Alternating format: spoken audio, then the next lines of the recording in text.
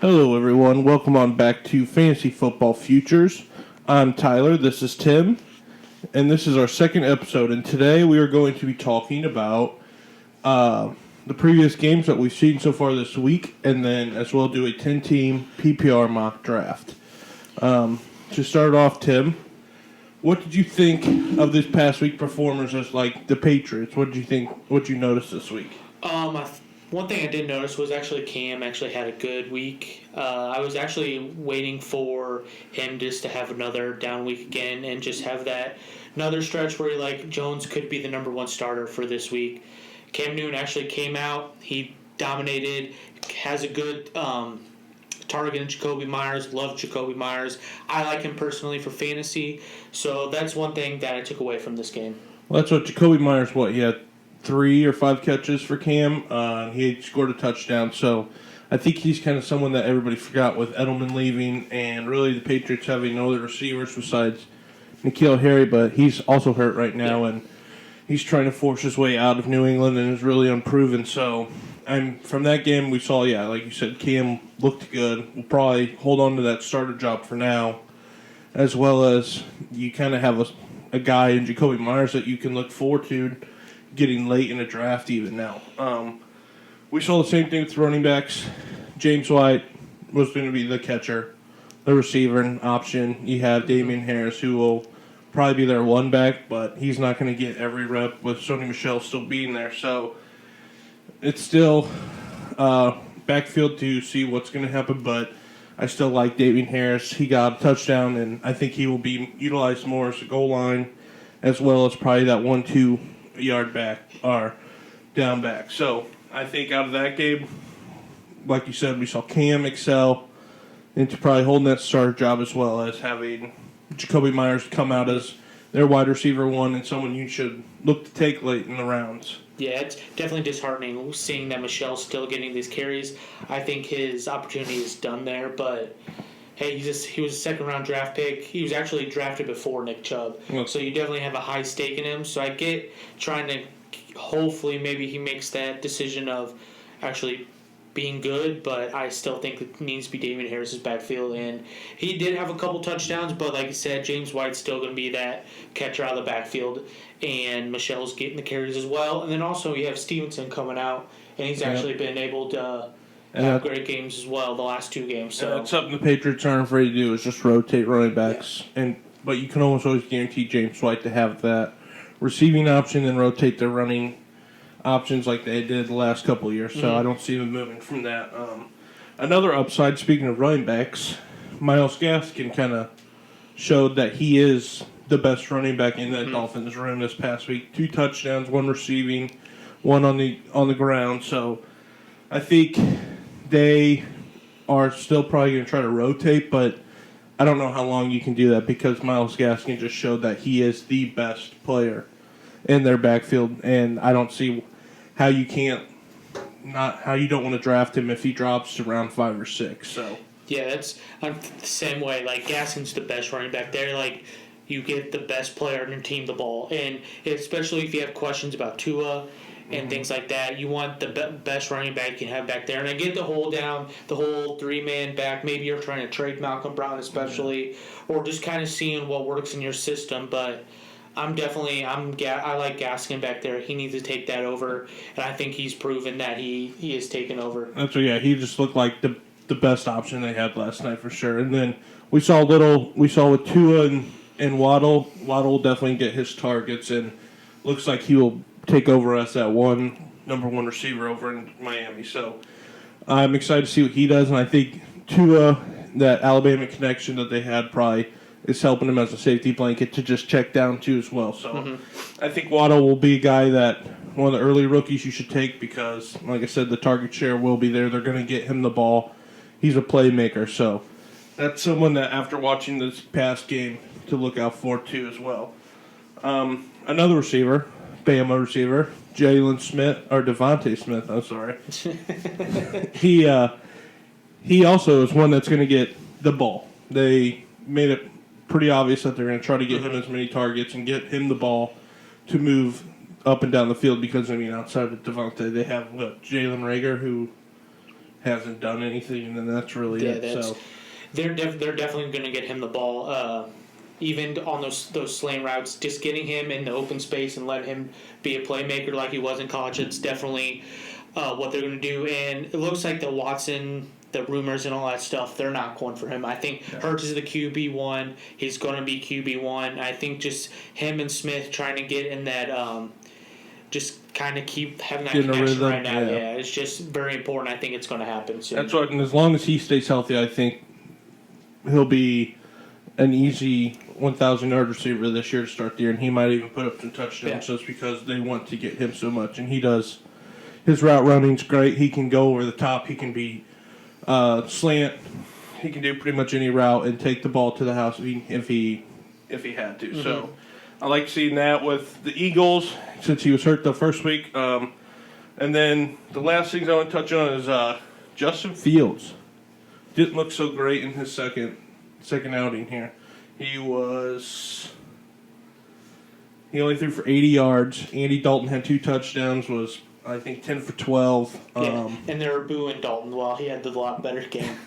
But that's what I mean in Chicago. If you look at it, if you're a fan, what's going to bring you to the game? It's not going to be Andy Dalton throwing the ball. It's going to be watching a young guy like Justin Fields throw it around, try to run around, and bring the Bears back to where they were in that divisional playoff game. So we talk bad about Nagy. Is it Nagy or Nagy? I always say Nagy. It's Nagy. Okay, and I always talk bad about Nagy and just how Justin Fields should start, always kind of making the wrong decision. I think this preseason, I've kind of changed my mind a little bit. I think Andy Dalton needs to be at least week 1, week 2 starter. Justin Fields just needs more playing time. He needs to be able to get more practice, read this offense, know how this offense works. And I think about week 3 or 4, I think that should be good for him. But from what I'm seeing right now, Justin Fields might not be ready to make that week 1 start as I thought maybe he should be able to. And that's what, I mean, with Peyton Manning, he always said they threw him in that first game, and he said, those are the reps that I needed because it just showed you how different the NFL is from college. They're not crazy more athletic, but it's just 10 times faster than what they're used to. So, I don't know, I'd like to see Fields start, but I also get why they would hold back. They already made a mistake once with Trubisky, who looked good against them, so I'm sure that felt good for him. And then the last thing with the rookie quarterbacks that I have is Zach Wilson went 9 for 11, 2 touchdowns this past week. Looked great throwing the ball. Had 6 targets to Corey Davis. Yep, it definitely looks like Corey Davis. I know me and you are big on Elijah Moore, and I think he's a stud. He will get his targets, but I think right now, especially at the beginning, Wilson needs to rely on someone that's been in the league a little bit longer.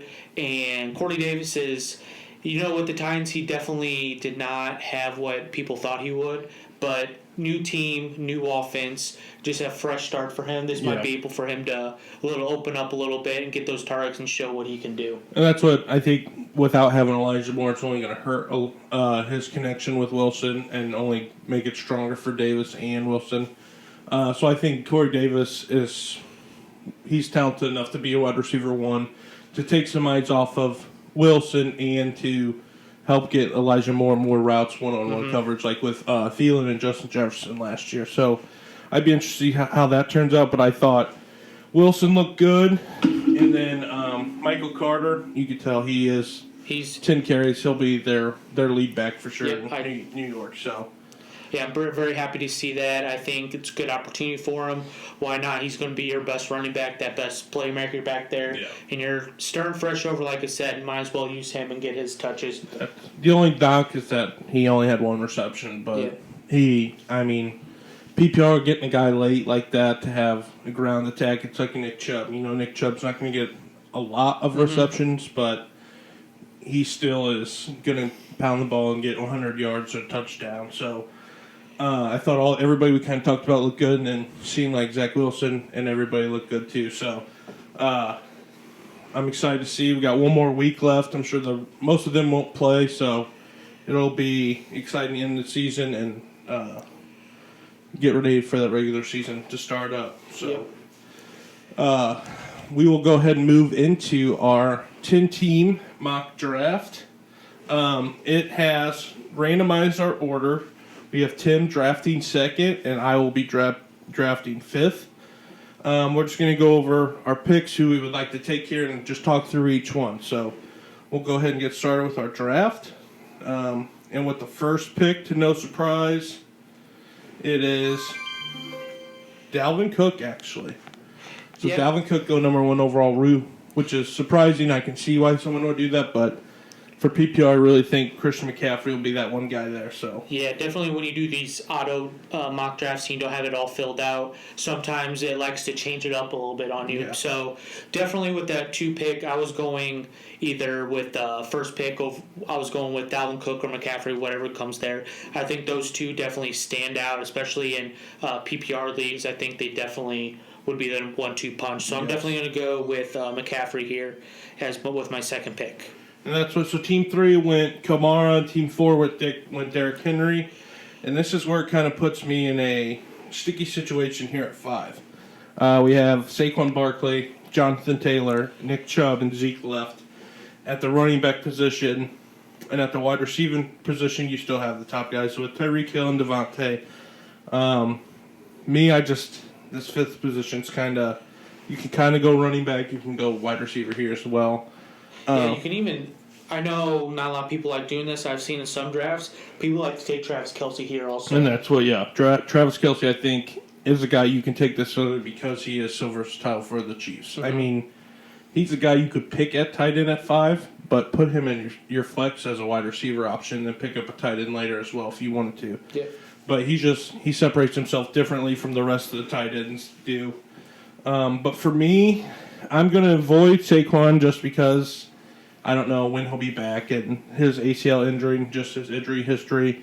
I'm also going to avoid Jonathan Taylor because Carson Wentz getting hurt and then really just not being that main feature back. There's 3 with Nakeem Hines and Marlon Mack being back there. So I don't really trust that he will be the workload that you want and then RB1 this early.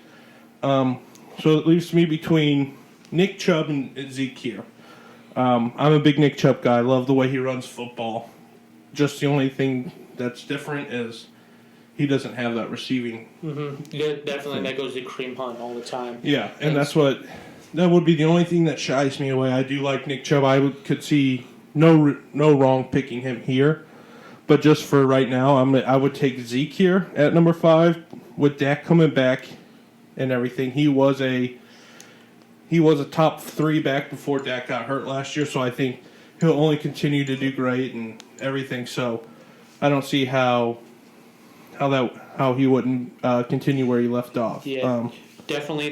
Between those 4, we've talked about that. Nick Chubb is definitely the safest pick. You know you're getting with him without injury. But with Barkley being injured and Taylor having to share that backfield and really don't know who his quarterback is week 1. So I think Zeke's definitely the way to go. That's the way I would do that as well. And that's what the ceiling with Barkley, I think, is so much higher. Mm-hmm. But it's just an injury thing and just not knowing if he'll be back until week 3 or so. It's just where that risk. And Daniel Jones and the Giants, I don't know if I trust them. You know the Cowboys are going to be in games most of the time, especially if Dak's back there. Mm-hmm. They'll rely on Zeke a lot, and he looks good from what we've seen of he's changed his body, and I think he's kind of got something to prove after his down season. So after Zeke, it went Barkley, Chubb, Taylor, Adams, and Hill to round out the first. And then here in the 11th, they took Kelce, and then Jones, Eckler, Mixon, and Diggs. So here I can either try to load up on running backs or try to get one of these top receivers. And I'm looking at receivers. We have DK, Deandre, and A.J. Brown, who I think are all number 1s and will be good options here. The only thing that worries me a little bit about A.J. Brown is the fact that you have Julio Jones there now just to take some of those targets away. Mm-hmm. But I'm actually going to go with another running back, and it's either we have Najee Harris and Antonio Gibson here. I do like Najee Harris a lot. He's going to be a 3-down back. He's going to receive. He's going to do everything. But I just don't know if I can trust a rookie this high. And I think Antonio Gibson will be able to continue what he was doing at the end of the season last year. And I think that's who I'm going to go with here. He is a hard runner, plays for Washington football team, and I think he'll just pick up where he was. Now his receiving options are a little bit down from with J.D. McKissick back there. So you're really kind of taking a hit there, but I think he will be a 3-down back most of the time, if not 2 for sure. So I'm going to take him. I like having him and Zeke there back-to-back for me. Yeah, that's a great pick. I love Antonio Gibson there. If you've seen what Kyle Allen says, one of the quarterbacks there for the Redskins, they're trying to get Gibson to be like Christian McCaffrey, be that 3-down back. That would be nice, yeah. I know what J.D. McKissick back there, he caught had a lot of targets, caught a lot of passes back there, and that really can scare you a little bit and push you away from Antonio Gibson. But I think if Antonio can stay healthy, he can really have that another great season as he did last year, for sure. That's what, with them being a little bit more competitive, I think he will definitely get more reps and everything back there, and he'll eventually get the target share that he would like. Yep, so after you, it went DK Metcalf and DeAndre Hopkins. So I was looking at, I really liked Metcalf and Hopkins. I was probably going to take them in my spot if they came up. But also I'm looking at running backs here. I've talked last show, I love Najee Harris. Yeah. Big fan of him. And I have a really consistent running back with my first pick. So I can definitely go with Harris here and take a little bit of a risk. You know, you get a 3-down back. I have 2 3-down backs already if I take him. Or if I take my wide receivers, I can go A.J. Brown or Ridley, who would, honestly, I love them both. A.J. Brown, definitely a stud. I know Julio's on his team, but me personally, I think A.J. Brown's their number one. I would agree. Ryan Tannehill I think he is him. too. He loves him. Kyrie Ridley, he's the number one wide receiver now. Julio's out there, so that's definitely so many more targets that he can get. But I'm definitely going with Najee Harris. I love the 2 running back right off the bat. That's kind of how I'm looking at this year, and just trying to get that 1-2 punch at the beginning, because I've tried to. In the past, I've steered away from that and went wide receivers, and it's really hurt me in having not very good running back. So that's who I go with. With right there, you being back up in 3 picks, it kind of fell back right to you. It's something where, so they went Mahomes, Kittle right after that, leaving you with your option to choose from A.J. Brown or Ridley right here in the third, which I think is a steal to get either one of those this early. Yeah, definitely. So definitely going, not having to take either of those guys. I get my running back and the wide receiver I want. That's awesome. So I know Julio's there, but I love A.J. Brown, so I'm going with A.J. Brown right there. I think he's definitely going to have another great season. I agree too. The only thing that worries me with Ridley, who went off the board after that, it's just the Falcons, not knowing what kind of offense they'll be running, what it's going to look like. How is Mike Davis going to look back there?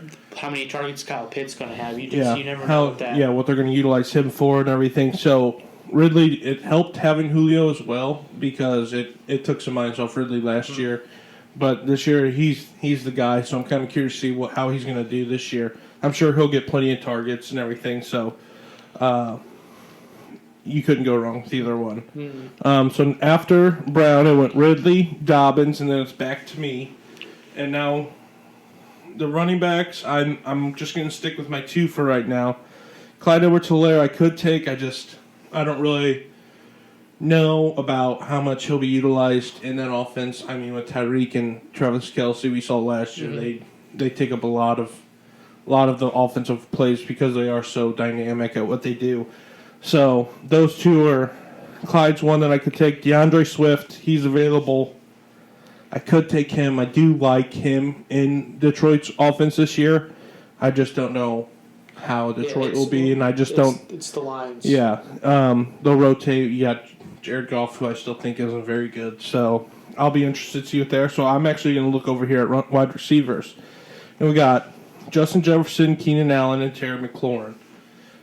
So out of these 3, I really like Terry McLaurin with the Washington Redskins, our football team, because they don't really have any other options this year. But I also like Justin Jefferson a lot. We saw last year how explosive he was, how dangerous he is on deep balls. So I think a lot of teams will key up on him more. But just the factor of having Dalvin Cook there, they're going to run the ball, so they can do play action easily. And Adam Thielen's he's 31, I believe. Yep. So you can't really rely on him too much longer. So I think they're going to turn it on over to Justin Jefferson. And I think he will continue to have a great year. I don't think he'll be able to put up as big as numbers as he did last year, but I still think he'll be 1,000-yard reception yards this year. Just the only thing that worries me is his touchdowns. I think he'll put up some, but I just don't know how much he'll put up because Adam Thielen does take those 1 yard, 10-yard in fade routes because he's really good at running those. So I'm going to go with Justin Jefferson here at 3-5. Yep, that definitely. Love Justin Jefferson. Definitely, probably the best deep ball wide receiver in the game right now. You could argue, he's definitely their number one at the Vikings. So I definitely think that's going to be their go-to guy. But now people know who he is. They know what he's doing. Mm-hmm. You definitely have that safety over, that a lot of double coverage for him. So you're going to be interesting to see if he can get that other 1,400 yards again this year with that double-digit touchdown. So it's going to be definitely tough, but I think he can definitely do it. He's better than... Yeah, I think he'll be fine. I think the Vikings will continue to go up and use him as much as they can. So I really like getting him in the middle third round. And then after that, it went Allen, Edwards-Helaire, Waller went off the board. So those three top tight ends that we've seen go off, all gone in the third round. So I don't hate that. Josh Jacobs, DeAndre Swift, then Robinson, McLaurin, Keenan Allen, Chris Carson, and then Miles Sanders. Here, I'm going to look wide receiver again. My only argument would be to take David Montgomery here because he is the Bears' best back. And I think he will have a good year like he did last year at the end of the year. But I think I can wait on a running back and try to get one on the 6th round or just kind of wait a little bit and just use these two that I have at the top and try to go get another wide receiver 1. And looking at it, we have Mike Evans, Julio Jones, and Amari Cooper, Chris Godwin, and CeeDee Lamb. The Bucs receivers I'm not huge on just because there's so many of them. Yep.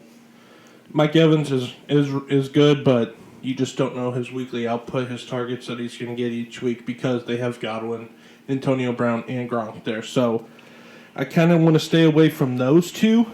And then with Julio, like you said, I think A.J. Brown will definitely be the guy still in Tennessee. And I feel like he'll be his safety blanket, so I don't really want to take Julio right now. And that kind of comes down to choosing between Amari Cooper and CeeDee Lamb. Yep. Amari Cooper showed last year why he is one of the best receivers in the league. I just don't think he will be the best receiver on his team this year. They've talked about just keeping him on the outside, and they're going to utilize CeeDee Lamb everywhere on the field and put him in slots, so that's a lot of mismatches for him. So here in the 4th round, I'm going to reach a little bit, and I'm going to go with CeeDee Lamb because I think he is so dynamic, and I think he will be the best receiver on their team this year and leading targets and everything, and especially if Dak's healthy. I think we kind of started to see a little bit last year. CeeDee Lamb started to put up a lot of numbers and everything, so that's why I took CeeDee Lamb there, just because I think he will be the best option that they have available and will be their best playmaker this year. Yep, definitely.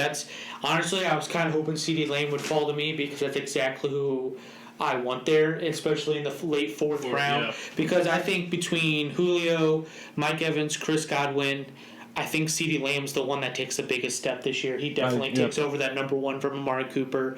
I think him and Dak are going to have a really special season, and I think it's his breakout season. I know a lot of people aren't CeeDee Lamb. Everyone's talking about him. I know, yeah. So it's definitely a lot of pressure on that, and more likely than not, you could see him not pull out exactly what you think he would do. Yeah. But I think he's a stud. He's definitely going to... I think that's a great pick in the 4th round. And that's why I just think with Amari Cooper, Amari's still going to get eyes drawn to him and everything. So it only helps having him. And then just the way they're going to use him this year changes everything for me. When you can move a guy like that and match up and get little mismatches with linebackers and everything, it takes being a good receiver out of it sometimes, and it just goes to matchups. And I would take a receiver over a linebacker anytime and just keep running that route or take advantage of that little gap every time. So, yep, Definitely. So coming up here after CeeDee Lamb is Chris Godwin, Mike Evans, back-to-back Buccaneer wide receivers. So it's up to me now. And I already have my 2 running backs, so I'm going to go look at the wide receivers. And the top one's Julio Jones. Well, I already got A.J. Brown, so that's automatically a no. I can't do that. Next, I have Amari Cooper, Cooper Kupp, G.J. Moore, and Robert Woods. So with you like to reach a little bit, and I'm looking at the team that's going to be picking next, and I see they already have a tight end.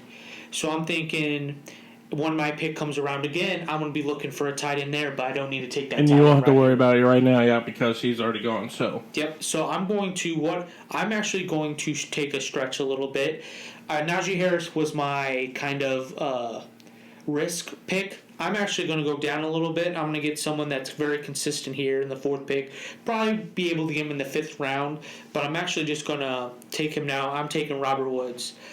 I think the Rams took a really big jump this time and got Matt Stafford. So from Jared Goff to Matt Stafford, you have a great quarterback back there now. Definitely someone that's been in the games, knows who has had Calvin Johnson, had some really great wide receivers, and made them look even better. So now I'm looking at someone consistent. Robert Woods definitely, I think, will be Matt Stafford's guy. I know you got Cooper Kupp there, but I really do believe that Robert Woods comes out to be that number 1, Matt Stafford's go-to guy. Well, maybe you see some Cooper Kupp down the field a little bit, but I think Robert Woods is definitely going to be just show out. Yeah, just going to be their number 1. I think it's someone where I couldn't take a chance to hopefully maybe he'll get picked up, so I had to take him right there. That's what I do like Robert Woods there, but I can make the argument, with Cooper Kupp and everything being there. It's one person you just gotta. He will get his target share. We've seen over the last couple of years they both do. And I think Robert Woods is kind of more reliable for them.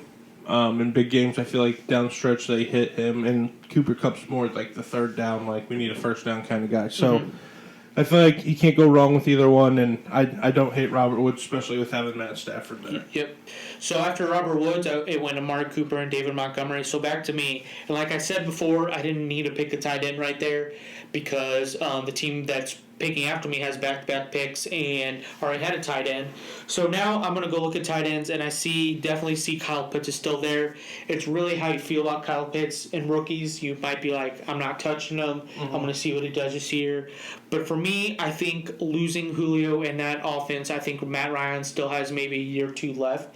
You have Calvin Ridley, but after that, you have Russell Gage. So you need someone to step up and get that second go-to for the targets. I think Kyle Pitts is it. He's a stud. Came out of Florida. I think I read a stat where 91% of his catches last year were either a 1st down or a touchdown. Yeah. So I think that's definitely what's going to be used of him. So that's what I'm going to go with here in the 5th round. I'm going with Kyle Pitts. And that's what I would take him there too as well. He's just, like you said, the potential, the ceiling on him is crazy high.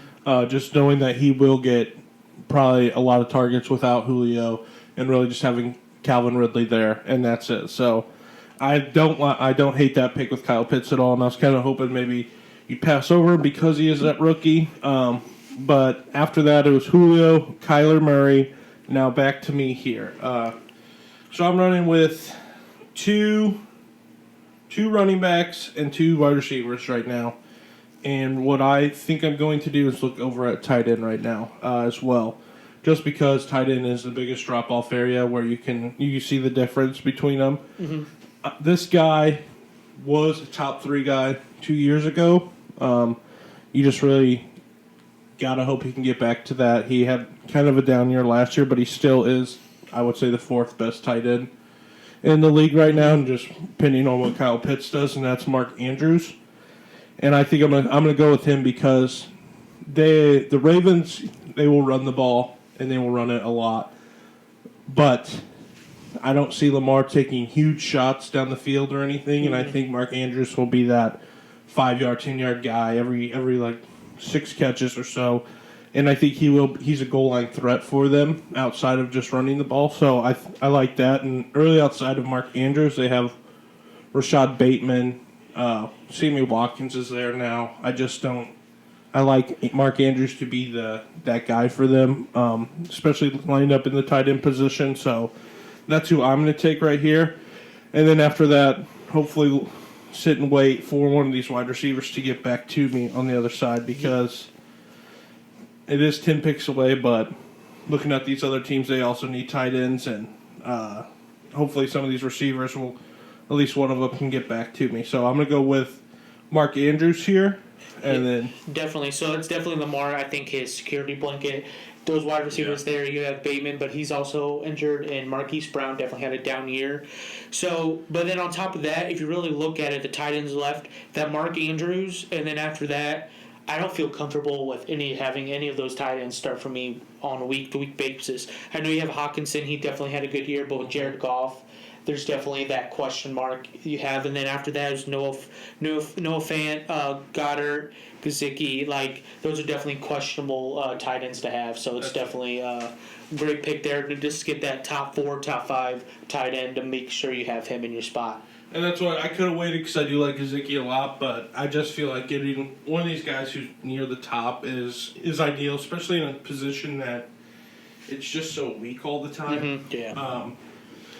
And there's a difference between huge drop-off from number 3 to number 4. So that's kind of where I'm at with that, and I hope to continue that. But right here after that, it was Daryl Henderson, who went right after Mark Andrews, and that one is, I think, a little high for him. I'm not huge on Daryl Henderson. Mm-mm. Don't think he will be anything special this year for the Rams. I understand he'll be good, but I know there's a lot of talk about the rookie that they just drafted. I think it's Jack Hunt is his name. Mm-hmm. So I'm curious to see what happens with them there. Him and I've heard talks about Xavier Jones. Definitely he's going to be the number 1, but you never really know what they're going to do with Daryl Henderson. He has a couple bad games. You might see someone else get in there, especially like having someone like the Malcolm Brown a couple years ago definitely taking over, and just that running back, I just don't trust him as well. You definitely have like Robert Woods, Cooper Kupp, a lot of places, and Higbee, a lot of that offense. Yeah. So I feel like whoever has the hot hand in that backfield is going to get that start. Well, that's what, like you said there, I just feel like it's what the Rams do. They don't really. Last year we saw bits and pieces of it where they kind of rotated running backs, so I'm not really sure who they're going to have, but I'll be interested to see. And then after Daryl Henderson went Russell Wilson, then DJ Moore, ETN, Lamar Jackson, which went after Russell Wilson, which kind of surprises me because of the threat he has with his legs. I would take him earlier than that if he was available for me, but I like to take quarterbacks a little bit later. Kareem Hunt, then Cooper Kupp, who waited all the way until the 6th. Which I think if you can get a guy like Cooper Kupp deep in the 6th or early in the 6th, that's a great asset to have right there, and especially that late, he can definitely change a team and help you win games. And then with Thielen, Jamar Chase, and then Myles Gaskin went all the way right before me at 6-5, which I was kind of hoping he wouldn't go right there, because if he was still available, I was gonna take him to have a 3-headed backfield with Zeke, Gibson, and Gaskin. I think would have been nice. But with him off the board now, I'm gonna look over at the receivers right here, and look at the tight ends or the QB, see who's best available. And I see that there's still Tyler Lockett, Kenny Galladay, Deontay Johnson, Michael Thomas, and Ayuk still available, or where I would look here. Michael Thomas, I wouldn't take right now just because of his situation with health and everything. Especially we have in this league that's actually 2 flexes, so definitely want to get someone at least 1 flex before maybe having that chance of taking Michael Thomas. And that's what if you have an IR spot, picking Michael Thomas up late in like the 8th or something might not be a terrible idea just to sit him and hold him, because I mean when he does come back, he'll still continue to be that number receiver. 1 on that team. Yeah. So that's the receiver options, and then the QBs that we can look at getting here are Dak Prescott, Justin Herbert, or Aaron Rodgers. I do like Dak a lot.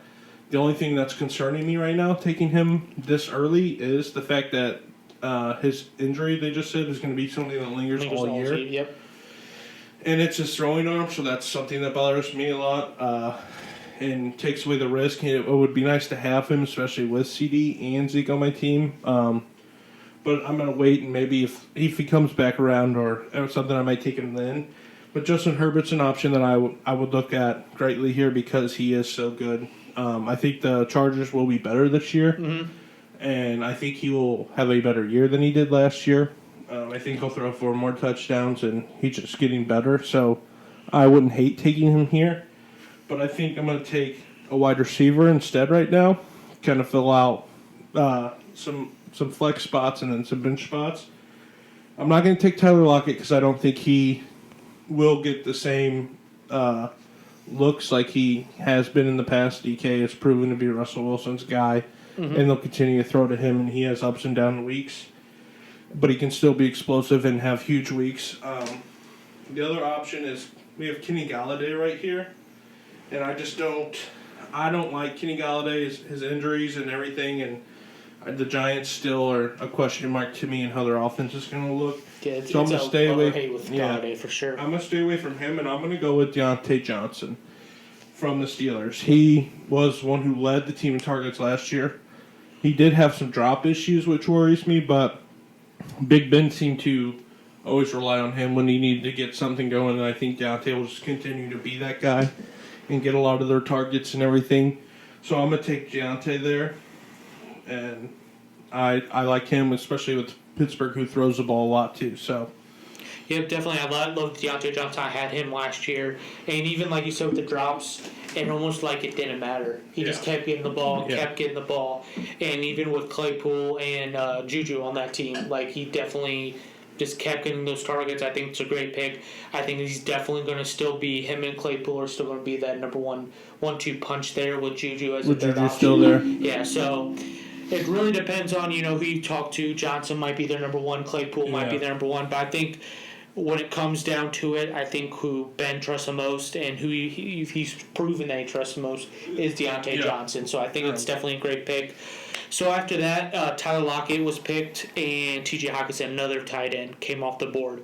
So it's my turn around, and I have 2 running backs, 2 wide receivers, and a tight end. So I'm not the biggest fan of taking quarterback this early. I do love the 2 quarterbacks, Prescott and Herbert here, and them available. I look over to the team that's drafting after me, has back-to-back picks. He already has a quarterback, so I'm not going to be drafting the quarterback in this position right now. So I'm going to go and look at wide receivers again because, like we said, we have 2 flex in this league. The top 3, we have Galladay, Michael Thomas, Ayuk. I'm in the same boat as you with Galladay, kind of question mark. He definitely can be that number 1 on that team, and I think can be very good fantasy pick if he stays healthy, though, and that's the question mark. After that, you have Michael Thomas, who's injured, going to be missing a few weeks, and there's a lot of stuff going behind the scenes with the Saints, so you don't really know exactly how many weeks that is. So I'm actually going to go with the 3rd pick here, Ayuk from the 49ers. It's his 2nd year. I think whoever Trey Lance or Jimmy G back there, I think they're going to love Ayuk. He's going to take that next step again this year, and I think he's definitely going to dominate. So I'm going to go with Ayuk here as my 3rd wide receiver. Yeah. And I feel like he is, the latter one that they talk about too is Deebo Samuel. I think they're kind of interchangeable there. I do like Ayuk a little more just because I think he is a little bit more explosive than Deebo Samuel. Samuel's more going to catch the ball, get downfield, and break some tackles, while Ayuk's going to make some people miss and then go. So I do like Ayuk right there, especially late in the 6th. So. Yep, big fan of that. I try to draft him here late in the 6th. That's a great pick, I believe. So after that, it was James Robinson, and then Kenny Galladay finally came off the board. So now I am not the biggest fan of the running backs that are available, especially pretty much after the 3rd round. None of these running backs are very enticing to me, so I'm kind of skipping over them. I'm kind of waiting until my last one, trying to maybe get that Michael Carter later on, trying to maybe Damian Harris, trying to get those running backs maybe I like a little bit more that I can wait on. So I'm actually going to go to the QBs here, and it's between Prescott and Herbert, and to be honest, I think the Chargers are going to take that next step this year. I think they're going to be a great offense. I think they're really going to make the Chiefs question, or not even question, but really push them to that division. And I think they're really going to separate. So I'm actually going to go with Herbert here and take him as my QB. And that's what, like I said, I don't hate that. I was going to either, if I was in your position, those 2 would be the best option to take, especially in the 7th. But like I said, I think the Chargers will be a lot better than they were last year. And Herbert showed last year how good he can be. And I think after his first year, the second year, he'll only get better. Yeah. And he'll continue to connect with Keenan Allen. He has an off season now actually under his belt, where last year they didn't. And he'll have Eckler back for most of the year too. So I think that is a good pick, especially late in the 7th. And then Yeah, and he just got, like, arguably the best center in football right now. Yeah. So their offensive line is going to be a lot better, and I think if you can just get that extra coverage and getting him out in the open, and he's a dangerous guy, so I think he's definitely could be that. just the only concern is they did get a new coach, but I don't see a lot changing. No. I think they're going to spread them out and throw still, especially with Herbert back there, knowing you have a guy who can do that and make any throw. Yep. So after that was Dak, who went right after Herbert, so I think it was going to go either way. Who I don't hate picking late in the 7th, just the only thing that worries me right now is injuries. And then Mike Davis. I don't know how I feel about Mike Davis exactly. Yes, he had some games last year when McCaffrey was out, but he's 28 and he's never been that guy before. He had a chance in Seattle, didn't work out. Just fell into a place last year where I feel like teams couldn't really key him because they didn't really know how he played, and he played really well, but it was only like 3 weeks, and then it kind of fell off for him. So definitely felt to figure it out, and like I said, I'm not a Mike Davis fan. I can see him starting as a running back one in Atlanta, but there's a chance that he might have to share that backfield or even lose that position. That's what I just feel like. I get the risk taking him in the 7th because of what he can do, but I just like that. I would not take a running back right there, but it's a good pick if you're looking for a guy who could possibly be a late round sleeper in Mike Davis. So I'm looking here. Running backs, we have Javonte Williams, Edmonds, and Gordon. I don't really love any of those three right here. In the quarterbacks, we have Rodgers, who I would look at taking here. He is, after him, it's like Brady, Trevor Lawrence. I think I kind of have my eye on someone else that I can get later. So I'm not going to go quarterback here. I'm actually going to look over at the wide receivers as well and just continue to build my flex position and everything. And like we said, we have Michael Thomas, who we talked about, don't know when he's coming back or anything. Odell Beckham, Devontae Smith, T. Higgins, Juju, and Claypool. I'm going to stay away from Juju and Claypool because I already have Deontay, so I'm not going no need to pick them up. Stay away from Thomas for right now just because of injuries and who knows what the situation in New Orleans is going to be like. And then we have Odell, Devontae, T. Higgins for me. I do not like Odell Beckham.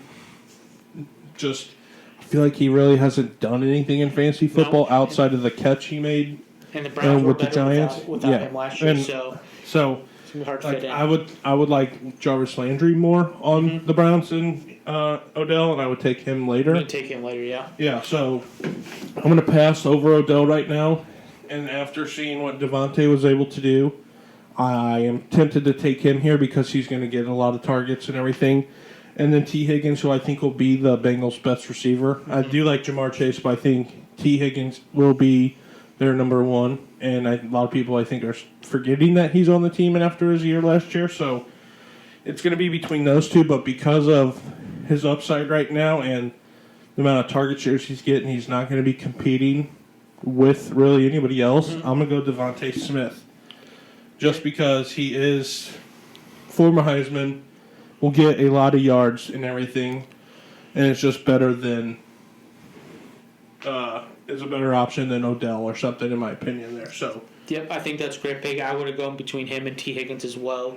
Devontae Smith, definitely. I think he's going to be their number. There's a reason why they picked him in the first round. They're definitely going to try to give him the ball as much as possible. And with T. Higgins, I really think that he's definitely going to be their number one. Jamar Chase has a little bit of issue right now. A lot of reports that he's been dropping the ball a little bit. And I think if you get him behind T. Higgins has a breakout. You might see Jamar Chase might need a year or two in that system. In the Bengals, they're still just so bad. So I'm going to take Devontae just because of his upside, and the Eagles are want to get him the ball because he was the first round pick. So after I pick Devontae, It went Javonte Williams, then Michael Thomas, Chase Edmonds, Noah Fant, and then Odell finished out the 7th. And to start the 8th, it went DJ Chark, who getting him in the 8th is nice because I just don't. I like him, but it worries me that he might not be the number one option they have, especially if Marvin Jones. Yep, Marvin Jones is almost the same player, so it's definitely DJ Chark in the 8th. I definitely question it. I'm not really trying to look for him a whole lot. No, I do like. If he falls to me, I think I'd take him there. I like Shenault, maybe getting a later round, maybe the 9th or 10th round. That's maybe Shaviscus. something I like a little bit more. And then it goes Rodgers, Brady, Claypool, and then Juju were off the board back to back, which allows me to have T. Higgins fall to me down in the 8th. And I like that a lot. Between T. Higgins and Jerry Jeudy are the next two options, and then Cortland Sutton. And then Jalen Waddle's there as well. So like we were saying, I do like T. Higgins a lot. I think he will be their best option. So I'm going to actually take him here, and I'm glad that he was able to fall to me there. But I would have no issue here taking a guy like Jerry Jeudy in his second year or going to get another rookie in Jalen Waddle just because of his upside potential with the Dolphins. So. Yep, exactly. I would take T. Higgins there in a heartbeat. I would love to get him in the 8th round. So after T. Higgins, it went Deebo Samuel, who I'm actually a big fan of with Ayuk, but Ayuk I think will definitely take over that spot over Samuel. But Samuel, there's a good chance that if Ayuk gets hurt or anything like that, Samuel could definitely be that number one for them. And that's the only thing. They're both like very injury prone each week, so it's the only downfall with Deebo is he gets hurt a lot. Yep, and then after that went Melvin Gordon. So now it's my turn here. And here with the second pick, I think when you get the turn, if you get that 9th team or the 18th, you're looking at who the guy who's drafting after you, he has 2 picks, and I keep doing this. So I see he already has 3 running backs, he has tight end quarterback, only 2 wide receivers though. So I'm expecting him to at least take 1 wide receiver, maybe even 2. Yep. And I'm looking to maybe fill that last flex spot of mine. So what I'm going to do is I'm going to go with my wide receivers first. And the top 2 right now are the 2 Denver wide receivers, the Jeudy and Sutton. Really depends on how you feel about that. Sutton is more of that, what you're kind of getting out of him. There's a little bit of an injury with him right now, but I think maybe at the beginning Sutton might be their number 1. But I think overall their playmaker, their future number 1, their best player is going to be Jerry Jeudy. I think he takes another step. Something we didn't talk about earlier is that Broncos quarterback controversy. Yeah, so they've been. This last game, Teddy Bridgewater and Drew Lock actually had both great games. But I've been thinking about it and reading about it. I think Teddy Bridgewater definitely becomes their number 1 quarterback. I think so, because if you really think about it, like if Drew Lock starts and he's not good, you can't put him back out there. Like he's done. But if you put Teddy out there and be like, here's a few things we can work on. Maybe you can be the future of this team, but you need to be behind Teddy. I think that really can help Drew Lock, especially with that 2nd round pick. So I think Teddy starts over, and I think actually with either or, I think Jeudy becomes that number 1 wide receiver for them. So I'm taking Jerry Jeudy. And I would agree with Jerry Jeudy being their best receiver this year, especially with the 2 quarterbacks getting to know him now with the offseason. I just think you'll see a crazy jump for these second-year guys because they weren't able to have really an offseason, preseason last year with all the COVID stuff. So I think you'll see a huge growth in them. Where I'm actually different from you, I think Drew Lock will start. Okay. Just because, like you said, it's just like you either show me or you're done. I think it's kind of what they're going to do right now. And it's going to be pressure on him, but it's kind of, this is his 3rd year. It's time to either show up or just get out for him. So I think he'll actually start, but I don't think he can go wrong either way. They're both will be fine throwing him the ball.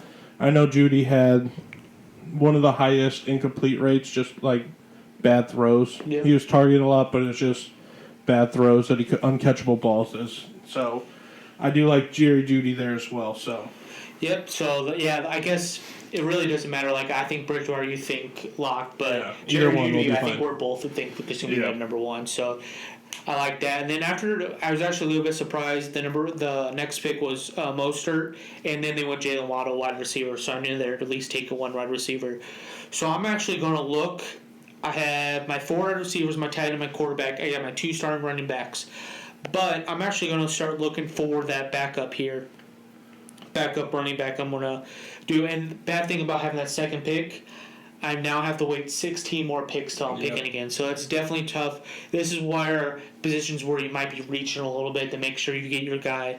So what I'm going to do is, what I talked about in this last episode, is take one of the rookies. You like Trey Sermon. I like Trey Sermon. I think you like him a little bit more than I do. I like Michael Carter a little bit more than you do. Mm-hmm. I think Carter definitely is going to be that number one back.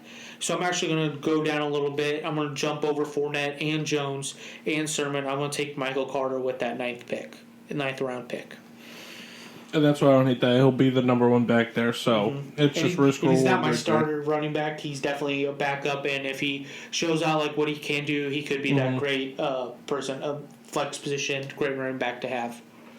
So after Michael Carter went Fournette and then Dallas Goedert. So it's coming back to me, and after looking, I am the only one who has yet to pick a quarterback. So I'm kind of going to wait here and see how long I can wait until my one guy that I want comes up. And I'm going to look at running back and wide receiver here. Wide receiver, our best options are Cortland Sutton, who I think you could take here as well, knowing that he'll have Jerry Jeudy to compete with, but he'll also get his targets as well, showing what he could do 2 years ago when he's healthy. So I wouldn't mind taking him here. And then you got Robbie Anderson, Brandon Cooks, and then Jarvis Landry. I wouldn't reach for Landry right here yet, or I don't really want to take Sutton, and I only have two running backs right now. So what I'm actually going to do is the opposite of what you did. I'm not going to take Ronald Jones either. I'm going to take Trey Sermon here, just because of the upside that he can have, especially if Mostert isn't their guy to start the year.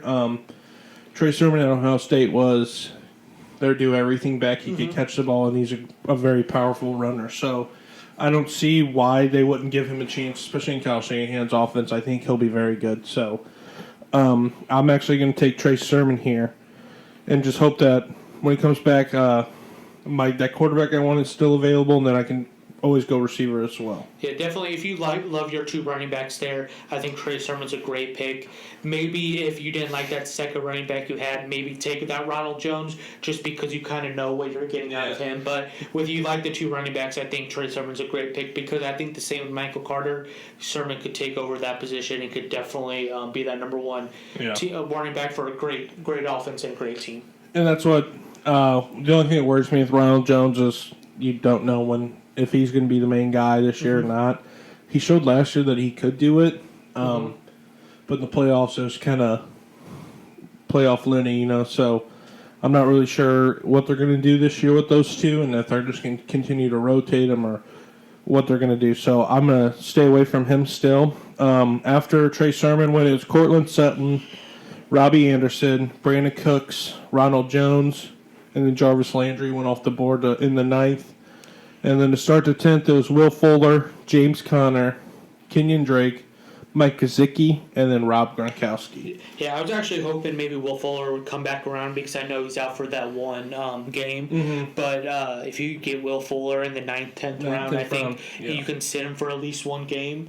I think definitely that's something you can look forward to because he's a deep ball threat, and if Tua likes to sling the ball a little bit, they're going to try to throw the ball. And I think on the other side could be other side of Waddle definitely be able to get a couple touchdowns. So especially his deep ball running ability is different from anybody else's. Yeah, so definitely can see that there. I was wondering what do you think about Brandon Cooks? Would you even touch Brandon Cooks, or are you? That's where I don't know because right now Watson's still technically on the team. If Watson's playing, I would take Cooks late, but just the uncertainty with Watson, I'm not sure if I would here because you don't know what's going to happen with him. Cooks is good enough to where he can compile games and then put some points up, especially in PPR, get some receptions and everything. But I just don't know right now, and I wouldn't take him because of the uncertainty with Deshaun Watson in that team right now. Yeah, so definitely a lot of targets there, but just on a very bad team with a quarterback, you just don't know who's going to be starting. So it's definitely tough. Maybe if he fell a little bit farther, definitely be looking at him. But I think in that 9th round, I think I would take over that. I'd take the Cortland Sutton, Robbie Anderson, Will Fuller, Jarvis Landry over him. So just want to see what you thought about that. And then, so right here, we have Laviska Shenault available and Tyler Boyd, and then Antonio Brown. I'm not crazy about any of those guys right here. Mm-hmm. So I think I'm kind of going to wait on another receiver. And right here in the 11th, there's a running back available that I think would be very nice to have in the 11th, and that's Damian Harris for the Patriots. Mm-hmm. We talked about him being a sleeper guy for us. I think he will. He's their one back, their first back, and then he'll kind of rotate. But I still think getting him in the 11th is hopefully throughout the year they, like you said, maybe get rid of Sony Michel and then it becomes a running back room, or with Stevenson and then as well as James White. But hopefully Damian Harris takes over because he was good enough at Alabama to do it. Mm-hmm. And so I'm actually going to take Damian Harris right here and then kind of sit and wait and hope, probably go quarterback with this next pick after taking Damian Harris. Definitely love that pick. 10th round. He's your 4th running back, so you're not investing a whole lot with the 10th pick, but it could be someone that maybe gets some touchdowns for you, 2 or 3 touchdowns in a game that definitely could help you if you had to start him. So definitely love him there. So after that, when Shenault and then Tyler Boyd at the wide receivers. So I'm looking at what I got my 4 receivers, I got my 3 running backs. So I might be looking for that backup wide receiver now, maybe to look over. And the top there I have I got Antonio Brown, Marquise Brown, and then I got Michael Pittman and then Mike Williams. I'm actually going to go with my wide receiver here for backup. Maybe Jerry Jeudy doesn't have that start that we think he will. Yeah. So I'm actually going to go down. I'm going to pick Michael Pittman here. I think Michael Pittman turns out to be that number 1 for the Colts offense. I know definitely some question marks behind Wentz starting and who will Pittman actually take over. You like Campbell a little bit, that if he stays healthy, he could take a couple of those targets. But I like Pittman here. You can definitely maybe be getting a number 1 wide receiver in the 10th round, someone I don't even have to start right away. I think that's something I would love to do. So I'm actually going to take Michael Pittman right here. And yeah, that's why I like that pick, with especially being one of the Colts' very few options. I like him here late because we saw what he could do last year a little bit, and he'll definitely continue that. Yep. So then after that, it went Trevor Lawrence, Robert Tonyan. So now I'm looking at my team a little bit more. I got my 5 wide receivers. I got 3 running backs here. And so I'm actually going to go look for that 4th running back like what you did. You got Damian Harris. And I'm looking, I got David Johnson, Zach Moss, A.J. Dillon, and Singletary. Devin Singletary. I'm not touching David Johnson. I think he's actually going to be losing that backfield. To Philip Lindsay? Yeah, I think he's getting older.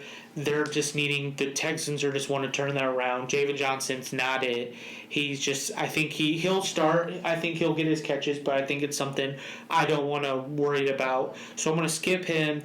Zach Moss and Devin Singletary, I'm looking at that a little bit more. I think it looks like Zach Moss might be taking over there. I think he will be. And I think he definitely will be, but it's just not enough to what I want. So it's between Zach Moss and A.J. Dillon, actually. I think A.J. Dillon might be getting a little bit more touches from Aaron Jones and definitely be that 1-2 punch. Aaron Jones getting a little bit older, might want to kind of save him. A.J. Dillon might be getting more touches than you think. So I'm actually going to go with here. I'm going to go with A.J. Dillon over Zach Moss. I think it's a kind of a coin flip for my 4th running back, but I think taking a chance on A.J. Dillon, and if Aaron Jones ever goes down, he's in a great offense behind a great quarterback and definitely will take that role. That's what, yeah, I agree with that. Either one of those are kind of coin flip. I do like A.J. Dillon a little more because, like you said, I think they're going to get him the ball more this year with Aaron Jones getting older and just to keep him healthy. Mm-hmm. And the Bills' running back room has just been not very good over the last couple of years. So I like not picking one of those 2, but I also see why you would pick Zach Moss too, because maybe they're going to try to get some pressure off Josh Allen and take some heat off his body. Mm-hmm. But I don't hate that pick there. So after A.J. Dillon, it was Ryan Tannehill and then Joe Burrow. And looking here, we have receivers who are Antonio Brown, Marquise Brown, Mike Williams, and Corey Davis. If I were to take a wide receiver right here, it would be Corey Davis. I think I like what he's been showing in preseason, and I think he will be a good connection for Zach Wilson. Mm-hmm. But I'm actually going to go to quarterback here. And I'm going to take Jalen Hurts. He to me is better than going to be. He might have as great of a year as Matt Stafford, but I think he will be very good. He's dynamic. He can run. That rushing game changes everything for me with a quarterback. If we can get rushing touchdowns, I'm going to take that guy probably over a guy who just sits back and throws it because it just changes everything. And I think with me having Devontae Smith as well, it kind of works out to have them both and getting double connection points with that as well. Yeah, definitely what I like to do is look at my wide receivers. I don't try to force it, but if I have a wide receiver and can have that wide receiver QB combo, definitely helps and maybe gives you a little bit extra boost of why you would take someone. And that's like before that, Joe Burrow, I think I'd take Jalen Hurts over Joe Burrow just because of what Joe Burrow has in Cincinnati right now. The other option that I was looking at was Ryan Tannehill. Like Ryan Tannehill, I think he's a great game manager. And with the addition of Julio, I think his passing goes up, and I think they're going to take some heat off the Derrick Henry a little bit just to try to save his body as much as they can because 2,000 yards rushing is a lot. So I like him this year as well. So I couldn't have gone wrong with either one of them, and I'm glad Jalen fell to me. So after Jalen went, it was Irv Smith, who there's been a lot of reports of him becoming someone you have to worry about now catching the football in Minnesota. Targets, Yep. So I don't hate that late in the 11th, getting a guy like Irv Smith who has potential to be pretty good and is really only working against Adam Thielen and Justin Jefferson. With Adam Thielen getting old, you maybe see some goal line attempts go to Irv Smith instead of, especially with their play action with Dalvin Cook back there. So, yep. I definitely like him, especially on that team that's their backup tight end. That might be someone you keep on your bench for a bit, and if he starts to gets more targets, more catches, definitely that's someone you can definitely start in your tight end position. So after Irv Smith, it went Matt Stafford, Tyler Higbee, Antonio Brown, Logan Thomas is another name too at tight end that has been getting a lot of mention lately. And then you got Justin Tucker to start the 12th, David Johnson, Marquise Brown, Zach Moss, and then the first defense came off the board here too. Yep. Yeah, like I don't know how you feel about that, and definitely do whatever makes you feel comfortable, but I do not like taking defenses so early. I'm okay with taking a defense late and then maybe playing matchups from the waiver wire and do whatever you need to do, but I think sometimes people want to fill out their starting roster position first, or they really think the Rams defense is going to be better than everyone else. I think it's going to be pretty close. So I definitely like going back and forth with the defenses, playing matchups, and I think that's the best way to get the maximum points in that position. Yeah, that's what I agree. I feel like waiting to get a defense is fine to do, but also if people are if they're flying off the board, I can see why you go early with one just because of defense still is important. You just don't want something bad to happen. So my next pick here, I'm going to go back to wide receiver, and he is available, and that's Corey Davis. I'm going to take him here in the 12th round. I do like that a lot. I just think for right now, to start the year, he will be the number one guy. So I'm going to take Corey Davis in hopes that he can still get target share even with Elijah Moore coming back. So my pick here is going to be Corey Davis. Definitely like that pick. Definitely from the news that came out of him getting all the target shares with Zach Wilson, and that's when Wilson actually had a good game when he was targeting Corey Davis. So it's definitely something to look forward to, and that's something I definitely would like to see going forward to see how Corey Davis fits into that offense and with Zach Wilson. So after that came Mike Williams out of the Chargers and Devin Singletary. Kind of disappointed Mike Williams didn't drop to my spot. Definitely wanted that 1-2 combo with Justin Herbert and then having Mike Williams and him being one of my sleepers that I think if he stays healthy could definitely be that number 2 on a great offense with the Chargers. But that's okay. So after that was Devin Singletary, and then now it's my turn. And I'm looking. I pretty much have everything filled out. I'm just looking at my depth chart here. So I have my 4 running backs. I'm not big fans of any of these running backs that are available. If I wanted to, I could try to find the backup to Christian McCaffrey, but that's someone I can get later on, just pick up. Definitely my top 2 running backs are 3 down guys, Najee Harris and McCaffrey. Yeah. So unless there's injury, definitely someone I can just pick off waiver wire. So I'm not really looking at that anymore. And I have 2 good backup running backs I like. So I'm actually going to just go back to the wide receiver here and kind of look maybe someone I can pick up. You've talked about him, I've talked about him.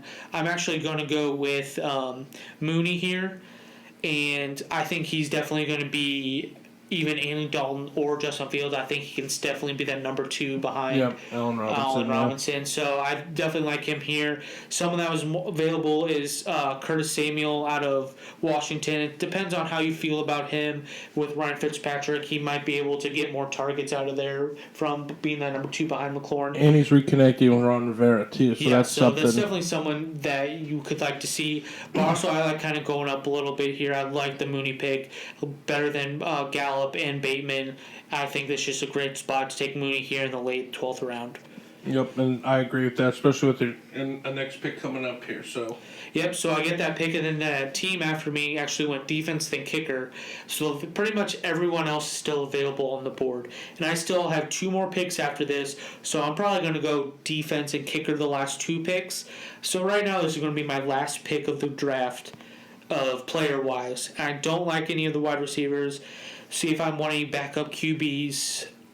And I have Justin Herbert. I think definitely he's one of those guys that doesn't matter the matchup, you're going to be playing him. So I'm not really looking for a backup quarterback either. I think with Kyle Pitts, besides injury, you're not really looking for another backup tight end. So I'm going to stay with the wide receivers here. What about taking Deshaun Watson right here as a late sleeper guy, just in case he does play with the Texans and everything? Honestly, I'm staying away from him. I'm not going to waste my 13th pick. I know it's a 13th round, but I'm just staying away from Watson. If someone takes him, good for them. If they pick him, that's not going to be me. I'm just going to try to maybe just get a little bit of something out of this 13th round here. And I really like this guy that you even talked about. I'm actually going to take Elijah Moore. I know he might be able to fall to you, but you took Corey Davis, so I don't think you'll be taking him. And so I like him over Samuel. You have Gallup, Bateman. And someone that also I'm taking him over is Henry Ruggs. It depends on how you look at Ruggs here, that he could be taking that next step as well. You do have Waller on the team, but who also is their number 1 wide receiver? You lost Aguilar. Ruggs could also take that spot, but I'm not a Derek Carr fan. Mm-hmm. So I'm actually going to take that Elijah Moore, and I'm going to take him with that last player pick in the 13th round for me. That's why I don't hate that pick right there at all with Elijah Moore. Then Baltimore, San Francisco came off. Here, I'm actually going to take my last player as well and go defense kicker last. And I'm looking between 2 guys right now. It's Rashad Bateman and Henry Ruggs. Those 2 are for me. I like Henry Ruggs. I think he'll have a good year this year. I think Derek Carr will play a little bit better. The only thing that worries me is just their offense in general. You just really never know what you're going to get this week, and with Nelson Aguilar being gone too.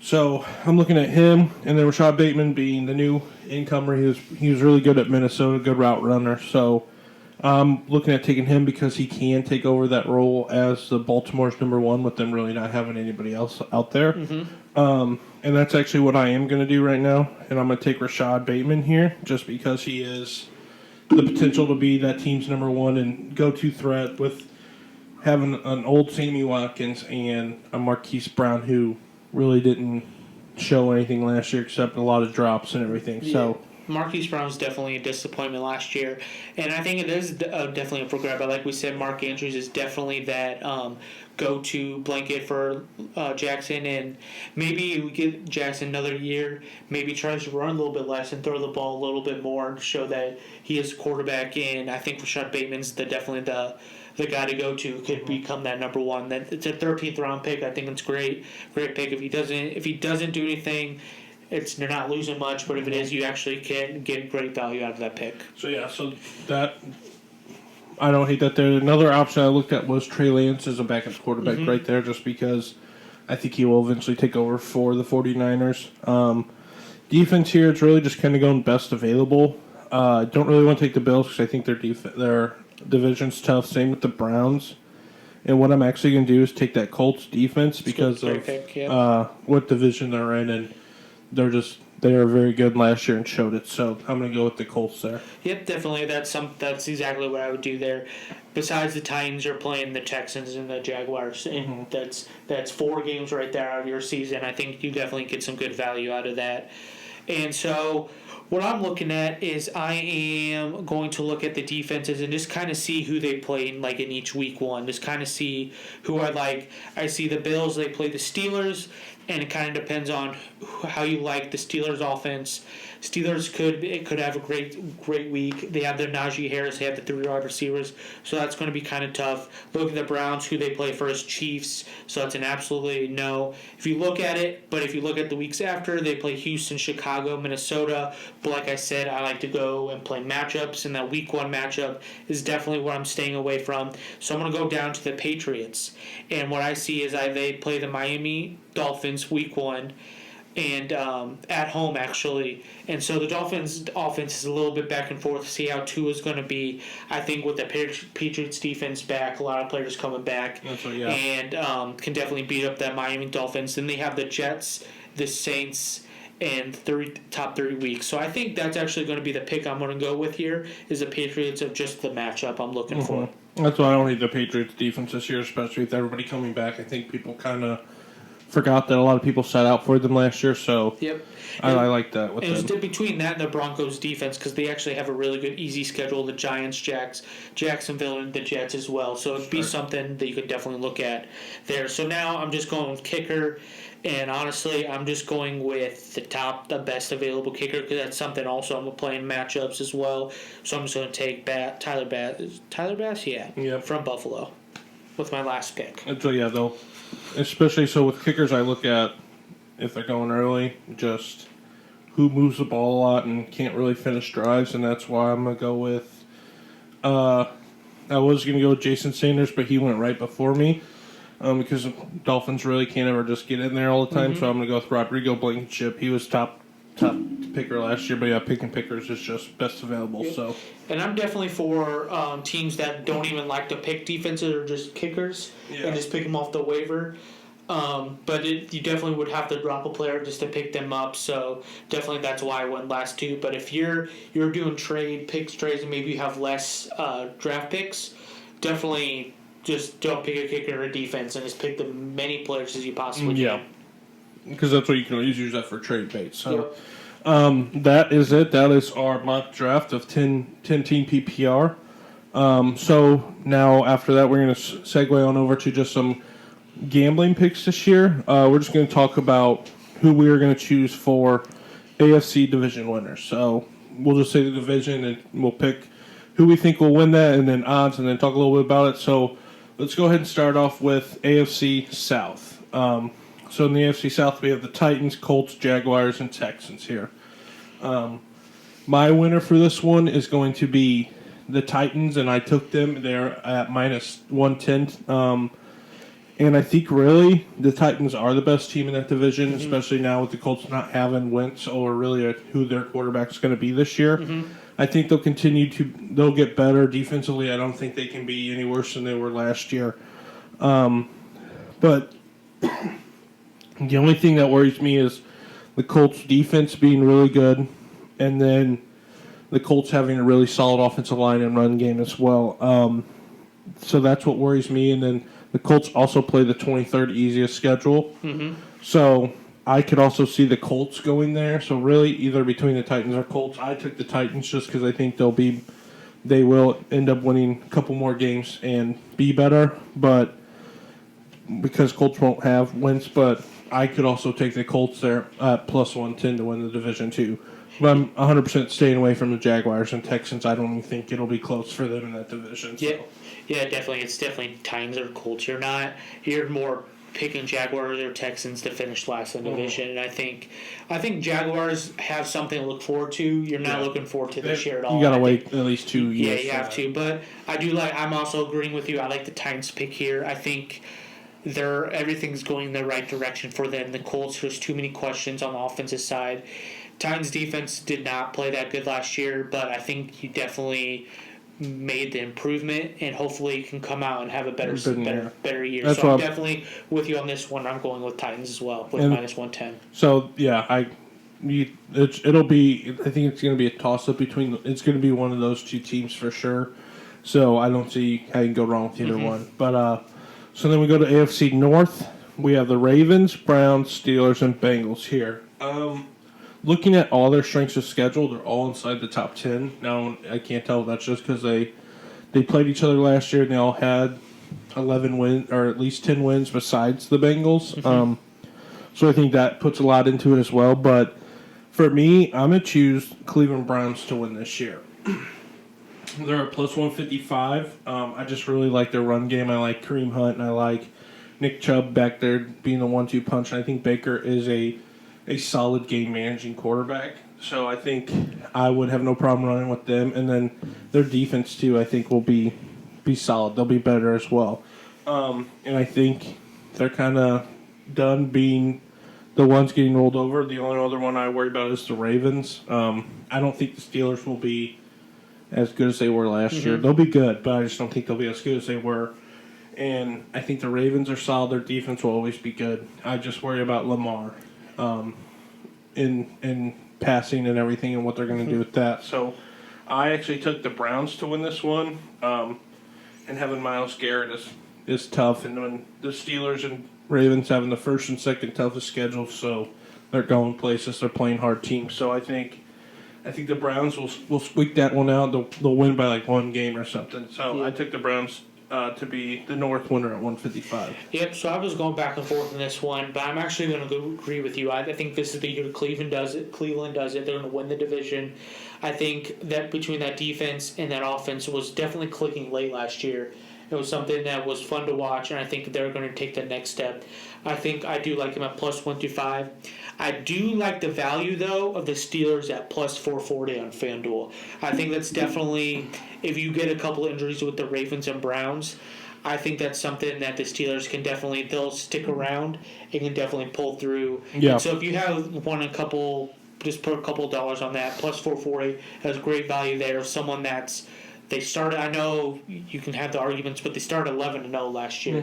And I know it definitely did not end well, but with a new running back and hopefully just getting that ground game back and having 3 good wide receivers there for Big Ben, I think that's something that you can look forward to and maybe get some value out of that pick. I don't disagree with that. I feel like the Steelers they'll be around there and anything can happen. It's football, one injury away.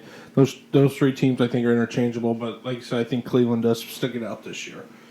So then let's move on to the AFC East here. I think this is probably one of the hardest ones to pick with the Bills, Patriots, Dolphins, and Jets. I think it'll be very close between the Bills, Patriots, and Dolphins, closer than people think. I think a lot of people have kind of written off the Patriots because they have Cam and whatever. But you still have Bill Belichick over there.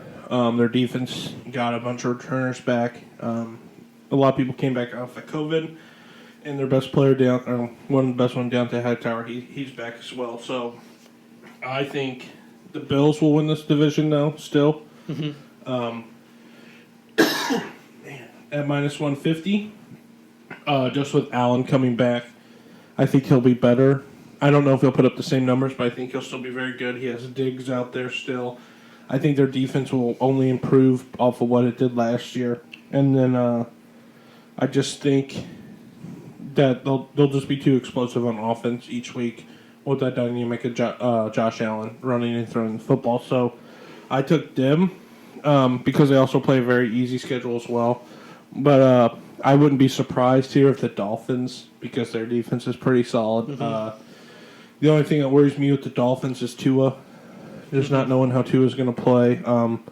But if I were to pick 2 teams that would win, I think I'd take the Bills and Patriots here. I think the Patriots might surprise a lot of people, and at plus 360 for the Patriots, it's always tough. It's tough to go in the Gillette Stadium and beat Bill Belichick twice a year, and then just beating them in New England. So I think my first pick would definitely be Bills at minus 150, but like you said, like with the Steelers, I wouldn't be I would throw some money at the Patriots at plus 360 to sneak in and win that division. Yeah, definitely love the value there.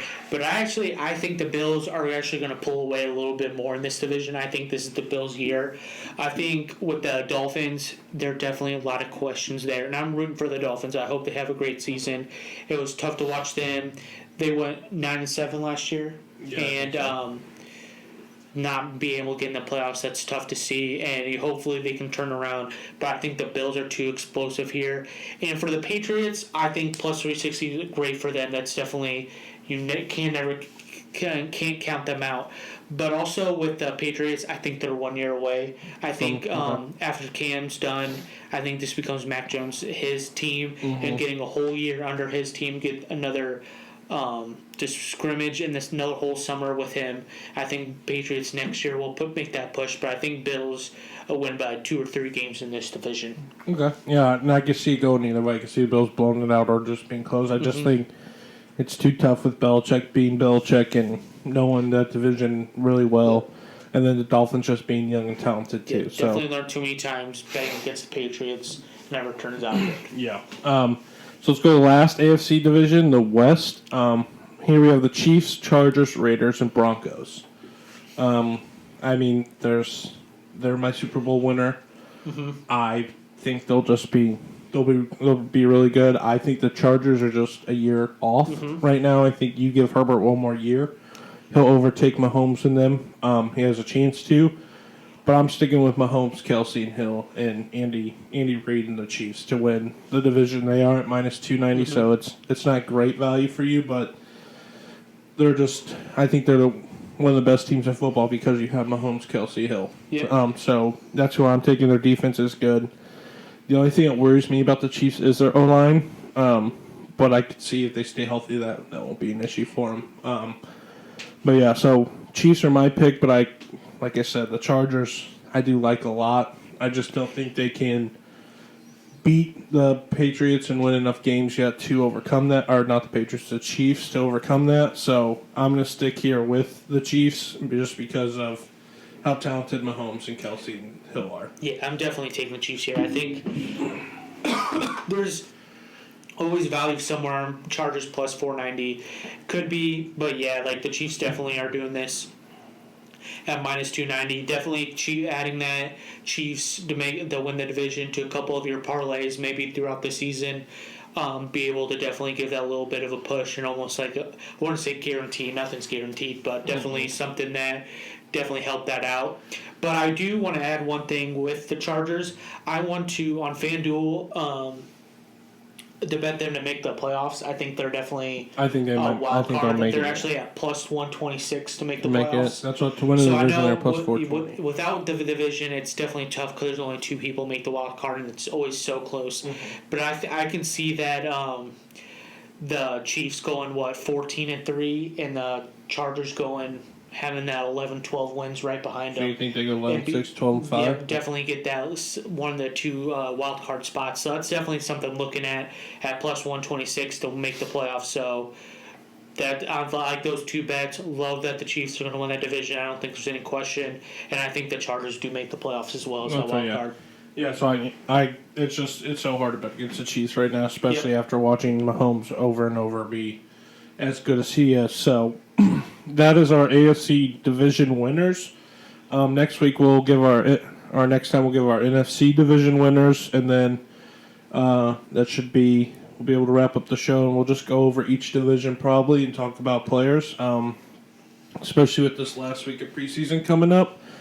But I think I'm excited for the upcoming season, ready for this last week to be over because we draft on Sunday? So. Yeah, our league draft is Sunday. Definitely excited for that, getting ready for it. Definitely have that last week. Definitely not excited because there's still another week left and anything can happen. No one gets hurt. I always try to make the draft as late as possible, but you really just have to fit into with everyone else. So hopefully having it a week before that I wanted to definitely just works out fine. I definitely think it will. Definitely happy to see or excited to see what's going to happen this last week of preseason, especially I'm looking at that Denver QB, see who they're Who definitely they going to pick, pick one soon. Definitely like to see if the Dolphins at running back, if they're going to just What go they with do, Gaskin, yep. or if they're definitely going to go back and forth. And just all those quarterback controversies, I think you're definitely going to know the answers are to those in the next week or two. Yeah, so we'll be hoping watching games to get some info, and then we'll come back. Hopefully, try to get an episode up later this week as well about each players that we highlight the most in each division, and then the start of the NFL will come out, and we'll try to put out some episodes twice a week, giving waiver wire pickups, and then Saturday trying to release one where we just talk about our picks for that week. So, thank you guys for listening of our second episode, and this is Fantasy Football Futures. Thanks, guys. See ya.